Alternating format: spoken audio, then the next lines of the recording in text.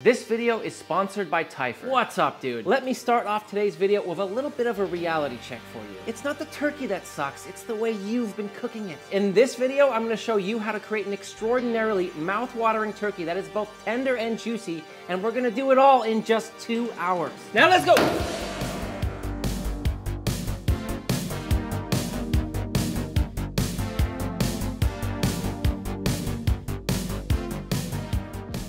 You want to start with one giant bird.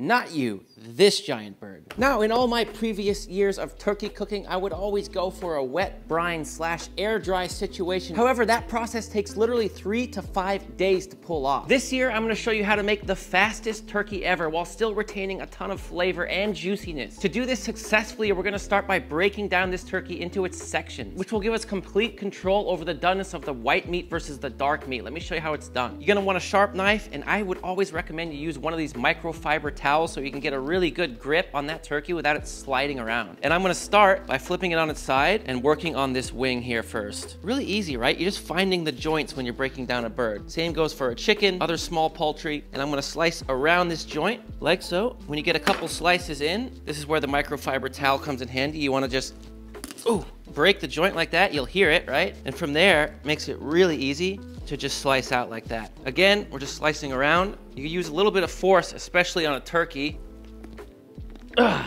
Right? See that? Right there is the joint, right? Here's the other side of it. You're just slicing right through there, like this, and it's out. And there's your wing. I can't stress how important it is just to keep everything really dry when you're doing this. If the handle of your knife gets slippery with all those turkey juices, dry it off. Flip it back over. Most turkeys hopefully come with the giblets inside, giblets, all the organs and such, and the neck is key. We're gonna be using this to make our stock and gravy, so save it. Unfortunately, this turkey doesn't have the rest of the organs, which, oh well. The neck for me is the most important. Now, usually I would leave this part on when I'm cooking a turkey, the little butt or the Pope's nose, there's a lot of names for it. But since it was falling off, I'm just gonna use it for the stock. Now, for the legs, I'm gonna pick it up, real firm grip on the leg here. I'm just gonna slice first right here. And you wanna make a slice right around the back like this, all the way around. So like this, and just keep pulling away and slicing in. Now, same deal as the wing.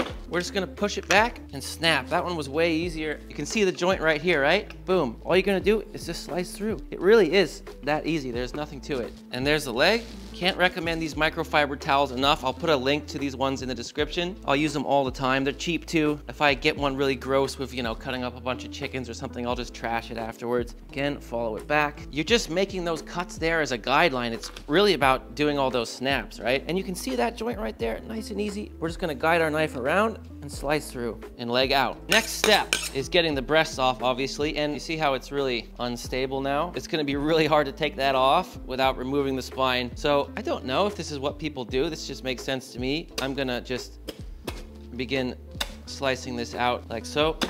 Wow, that was brutal, huh? Can we do the predator thing again? What is the sound he makes? It is not the sound.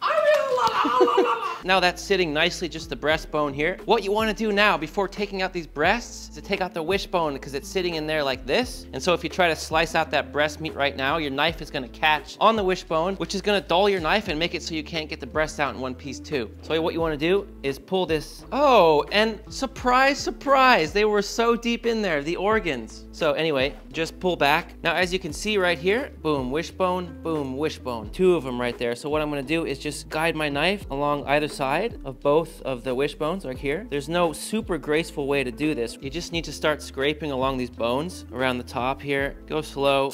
Try not to cut yourself, and just keep kind of freeing it up, and eventually you should be able to just get in here with your fingers. Oh, you might get it out in pieces, that's okay. The most important thing is that you get it out anyway. Place down here. It's gonna be a little bit harder than a chicken bone. Now I can spin it a little bit. And there it is, it's out. I just had a break right there, but I make sure to get it all out, no problem. From here, we wanna locate that breastbone. It's just a bone that runs along the middle here, and we're just gonna slice along one side of it, all the way down, like so. Now, as you can see, my knife can go all the way here on this end. It's because there's no wishbone there anymore. And from there, I'll just guide it underneath, and boom. I mean, it just comes right out, right? Look at that. Just wants to come out now that that wishbone is gone. From here, I'm just gonna clean it up a little bit. I obviously don't need all this fat, although I'll save all that fat. Any little trimmings is going in the stock, right? So never throw any of that stuff away. Slice along the other side. Just try to get as close to the bone as possible. That's all you wanna do. And there you have it, your breasts, your thighs, your drumsticks, and your wings. I'm gonna take these wing tips off, actually, same deal. Just kind of break it, find that joint. One's giving me a little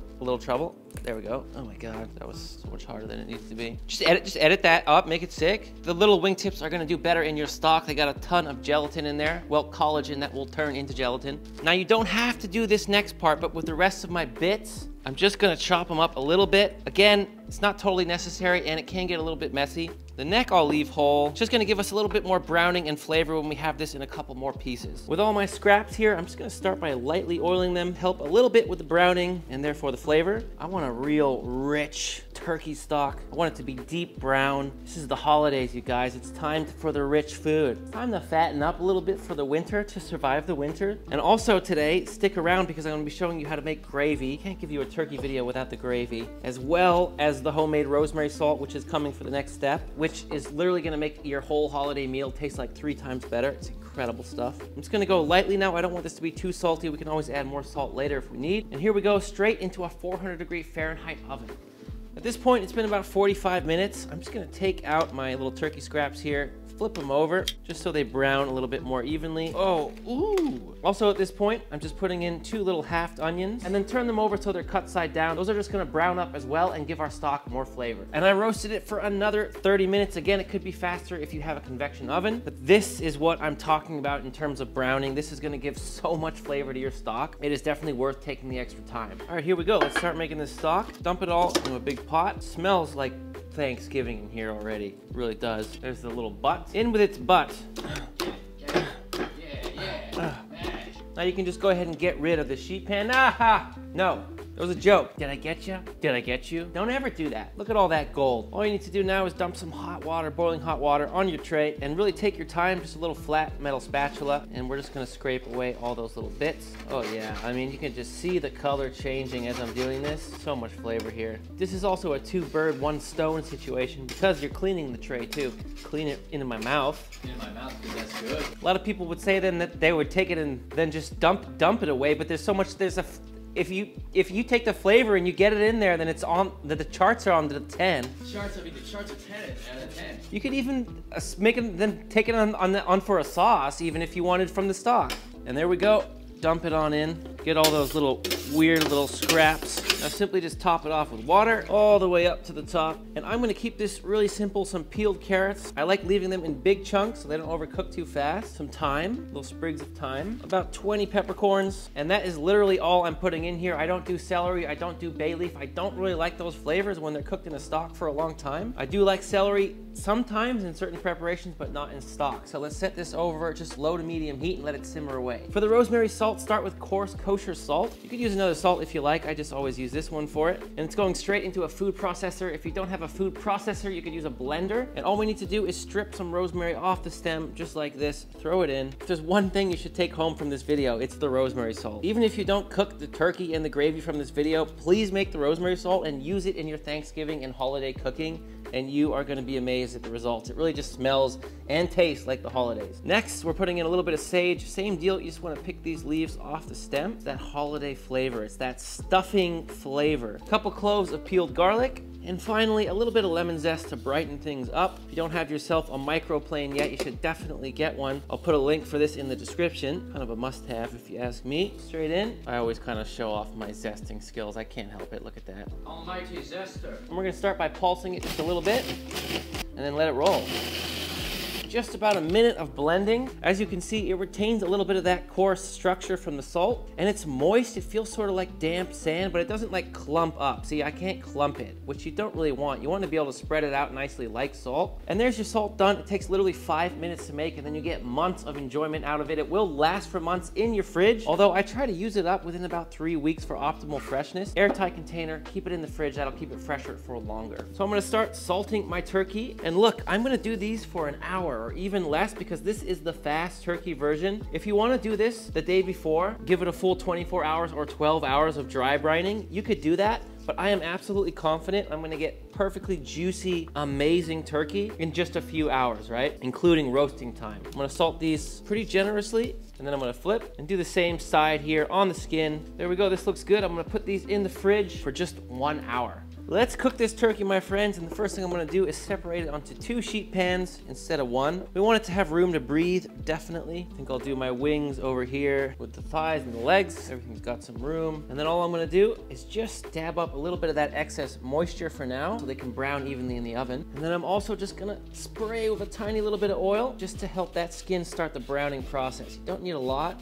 really just to help start it. Let me tell you something here. If you're a serious home cook, you definitely need a great wireless thermometer, and especially around the holidays with all the turkeys, all the roasts, all the proteins you're gonna be cooking in the oven, having one of these is essential. And I'm honestly very proud to have Thyme Sink as a sponsor of this video because this thing is awesome. I am literally in love with it. And what sets the Thyme Sink apart from the rest of the thermometers on the market is definitely the dual probe system. The probes are clearly labeled 1 and 2, and they're both neatly packed into this very beautiful premium feeling unit. And so this truly was the perfect setup for the technique we're doing in this video because we're gonna be cooking the breasts and thighs to different temperatures. Let me explain. First of all, if you're cooking your turkey to 165 degrees Fahrenheit internal, you are overcooking it. There is just no saving that turkey. It is gonna be so freaking dry. Instead, I highly recommend you cook your turkey breast to around 145 degrees internal. To do that, I took probe 1 out of the Thyme Sink and just inserted it into the thickest part of that breast. I then set my target temp to 142 degrees Fahrenheit, so a touch under 145. Then you simply just need to start the cook and you are good to go. And for the thighs here, we are going for a vastly different temperature. Again, I just took out probe 2 and inserted it into the thickest part of that thigh. I then set my target temp all the way up to 190 degrees Fahrenheit. This is gonna give you an almost fall off the bone, melt in your mouth texture from those thighs. I started that second cook and then put everything into the oven. And once the meat has been cooking in the oven for a little bit, it's gonna do some math and tell you exactly how long it's gonna be before it's done. Another cool feature of the Thyme Sink is you have this incredible display as well as the app. Seems like with most thermometers these days, it's one or the other. This thing does both and it does them very well. The probes also have 5 sensors running throughout and use an advanced algorithm to detect the lowest internal temperature of your food. And this ensures that you really get accurate results every time, which is important when you're cooking meat. They're also geared with the latest Bluetooth 5.4 technology, making Sync the most reliable wireless thermometer on the market. You're never gonna have to worry about this thing disconnecting mid-cook or anything like that. On a final note, I really love this little kickstand on the back so you can just pop that near your oven or wherever you happen to be cooking, and it's just easy and fun to monitor. They're also running a pre-Black Friday deal where you can save 20% off the Thyme Sink. Just use code ThatDude20 at checkout, and this deal only runs through November 17th, so make sure you click the link down in the description to check it out. The temperature of the oven is 400 degrees Fahrenheit, and with those wings, I'm just gonna pull them out when they look good. They're gonna be done before the thighs and breasts. And here we go, my breasts have hit their target temperature. Let's pull them out and let them rest for at least 20 minutes. And they only took 35 minutes to reach that temp, so nice and quick. And you know what? I might not even sear them because that skin looks really, really good. We'll definitely wanna get these off onto a resting rack so they don't overcook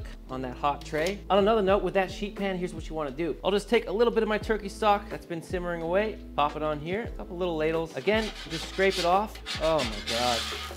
I just love scraping sheet pans, man. Give me a sheet pan, I'll scrape that thing for you. Dump all that flavor and goodness back into your stock. Oh, scrapey, scrapey. Get my stock back on the simmer. I also pulled out the wings at the same time as my breasts. Just 35 minutes. They look nice and golden brown and delicious. Let them rest a little bit and they'll be good to go. And there we go. Our thighs just hit 180 degrees internal, which happened after about 1 hour and 7 minutes. Out they come. Woo! Oh yeah. And same deal with our thighs and legs. Take them off, let them rest. There's actually enough juice in this tray for me to probably just scrape without getting some extra water in here. And honestly, I didn't even re-crisp the skin because it's just perfect right now anyway. So let's slice in and see how this looks. It's definitely got a nice glisten to it. It looks pretty juicy to me. Pulled at 145 degrees Fahrenheit. Let's give it a test. All right, Marcus, pulled at 145. Let's give it a shot. Yeah, I mean, look at the way it pulls apart. Honestly, I think that's just as juicy as any brine turkey I've ever had. It's great. There's some huge difference, you know? That meat just like pulls apart. That's good turkey. Now think about this, just an hour of salting and a little over an hour of roasting in the oven. That frees up your oven on Thanksgiving Day from all that turkey time, leaving more space for getting all your side dishes done. And trust me, you want that extra time. And there really is, like, this is better than a whole turkey. There's no reason not to do this. My turkey stock's been going for 2.5 hours, a little more. Nice and done. I'm gonna go ahead and run it through a strainer, chinois. Now there's one thing I want you to save right now, and it's the turkey neck. I love putting this in the gravy. I'll show you what I do with it. Turkey neck gravy. I'm just gonna let this drip for about 10 minutes. I don't want to try to force anything through actually, because I'm afraid I'll push those carrots through. Now with my neck here, here's what I do. It's a little bit of work, but if you ask me, totally worth it. You're gonna break them into their individual little vertebrae and then just rip off the meat. It doesn't take too long. And we're essentially picking all those little pieces clean and then discarding the bone. And from here, what I do is just chop up the neck meat. By the way, if you've never just tried turkey neck meat, it's got so much flavor. It's the rib of the turkey. There we go, something like that. Set that aside for now. Last but certainly not least, let's make our gravy. Starting with unsalted butter. Now, as I'm making this pre-Thanksgiving, I'm not gonna make a ton of gravy. However, if you are feeding like 8 to 10 people, you may wanna double this recipe that will be located down in the description. Once that butter is melted, put in your flour. We're just building a really basic roux. Work that in. It should look like this sort of wet sand type consistency like you see here. And just like for any good roux, you need to let this cook. You need to cook off all that flour taste. So keep an eye on it. You wanna stir it pretty frequently. The heat's around medium low. Now, I've been cooking my roux for about 15 minutes. And it's almost the same color as the stock. That's what I'm going for. You could go darker, but this is fine. It smells amazing. And now, little by little, we're gonna begin adding in our turkey stock. Never wanna put in too much at once. Drop it in. Once it's all seized up, add some more stock. And I say go little by little, really work it in between additions like this. We don't want to end up with some kind of lumpy gravy. God, I love gravy. Oh yeah, this is gonna be rich. Just keep working in that stock little by little. It's gonna be really thick at first, but then it's gonna thin out as you keep adding more stock. It's starting to look really good now. Although I don't like my gravy really thick. I want mine thinner. Personal preference, if you like it thicker, add less stock. At this point, Sergeant Gilbert reporting for duty, my friend. Black pepper. I like a lot of black pepper in my gravy. Pretty finely ground. Now we're gonna bring this up to taste with a couple seasonings, but before we do that, let's test it.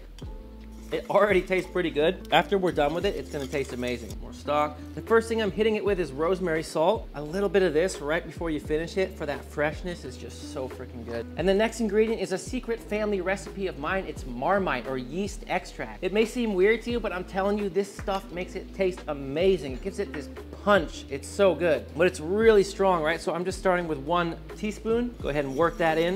All right, 1 teaspoon of marmite in and a little rosemary salt. Oh, now it's starting to taste like the gravy I know and love. Another little pinch of rosemary salt and another little teaspoon of marmite. You always want to season things little by little, right? For me, this is a nice consistency of the gravy. I wouldn't want it any thicker. That's the stuff. That is the ticket right there. That's money. Yo, drop it in the comments if you know who this is. This is an impression. That's money, dude. That's money, dude. That's money, dude. And the final ingredient, the turkey neck. Oh my God. Something about a meat gravy with chunks of meat, and it's just gonna add that little bit of extra flavor. Turkey neck gravy. Yeah. Oh yeah. Get it down. Ooh. Oh, that's homey. Oh, that's homey. That's my hometown. Turkey gravy. Throw your neck in it. Throw your neck in it. Throw your neck in it. Neck in. Neck in. Neck in. If I were making this turkey to serve on Thanksgiving, here's what I would do. I would slice up my breast, put it on a sheet pan like this, pull all the meat off your thighs. I don't know if you want to leave the legs whole or pull the meat off those as well. You could do either. Set everything on this tray, put your wings on this tray, put 1/3 of a cup of stock in the bottom of the tray, and then cover it with foil. Then simply just throw it into a 400-degree oven for like, I don't know, 7-8 minutes just to warm it up. Take off the foil, put it on a tray if you want, and then just serve it. But we're just gonna go ahead and eat ours right now, so I'm gonna plate it up with some gravy and let's give it a taste.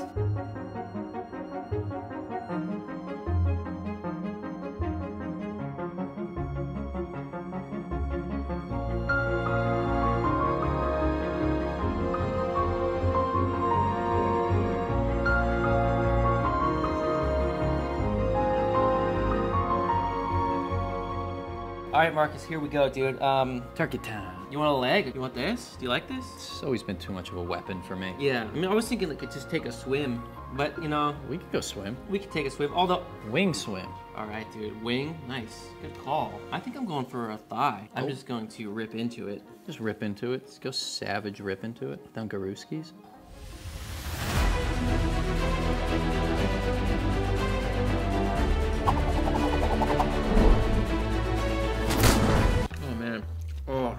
thigh meat right here. We're filming. I don't know how long it's been. This thing's still crunchy. By the way, thighs, super juicy, really good. I honestly don't think I'm gonna cook a whole turkey ever again. So fast. People stress out, you know, during Thanksgiving time because of the turkey, because of the oven space it takes up.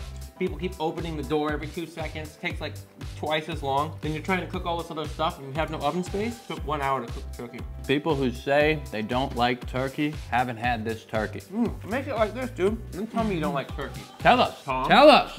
You won't. Listen, Tom. Tom? This is your message to actually make the turkey good this year, man. So do it. And now you do a random name too. All right. Say, listen, you know. Bartholomew. No, do like a common name. Oh, Get a okay. bunch of people. Hey, Mike. Make Or it like Mike, the, or Mike what's it? recently. Oh, sorry. like Hey, Garnful. Woo! Ooh! Try dipping the wing in the gravy. What are you guys cooking? Birdman, dude, you're so annoying. We're not cooking anything. We're not doing anything. We're not eating anything. Go away. Go back to your nest or whatever. All right, I'm gonna go. All right. Thanks again to Thyfer for sponsoring this video, and don't forget to grab your Thyfer sink today. You can find the code and the link in the description below. Thank you for watching today, my friends. I sincerely hope you'll give this turkey method a try. I know I am not going back to the old way. There is just no point anymore. And if you want to keep learning today, here are 2 more holiday forward recipes that I know you're gonna love. Until next time, you know I love you and I'm out.